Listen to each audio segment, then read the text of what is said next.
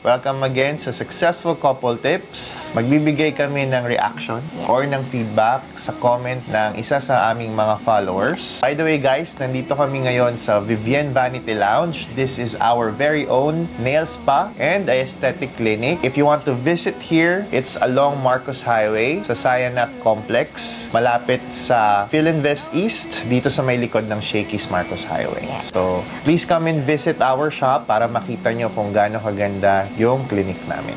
Ito na ang comment from one of our follower na si Miss Pam. So, ang tanong niya, how to deal po sa partner na paggalit is mahilig kamurahin or sabihan ng masasakit or kaya naman mahilig magsira ng mga gamit. Thank you. Oh, controversial. Parang na-define ako doon.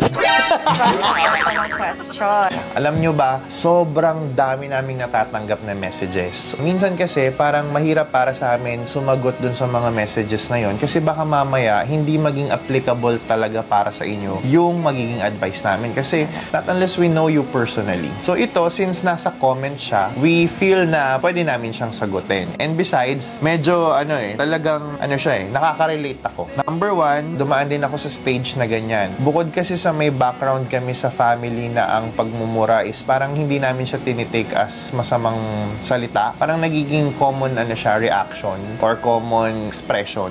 May tendencies talaga ako before na even until now, kapag nagkakaroon ako ng mga circumstances na umiinit ulo ko, yun, nagiging palamura ako. Ang ginagawa ko, tinuturuan ko si Kat na kapag nagkakaroon na ako ng impatience or pag hindi na ako masyadong okay sa situation, pag umiinit na yung ulo ko, nabigyan ako ng space para hindi ako masyado lalong mat-trigger na medyo maging aggravated.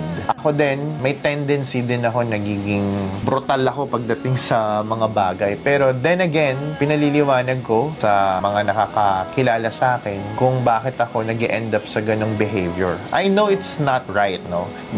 Let's point that out, ha? Let's make that clear. Kasi alam ko naman na hindi tama yun. Pero, ang maswerte ako is napapaligiran naman ako ng mga taong may tamang pangunawa dun sa behavior ko. Kung sino yung mga hindi nakakaunawa, hindi ko naman yun maipipilit, pero I'm blessed to have people around me that understands my behavior. Na kahit na may ganun akong behavior, hindi ibig sabihin nun masama na akong tao.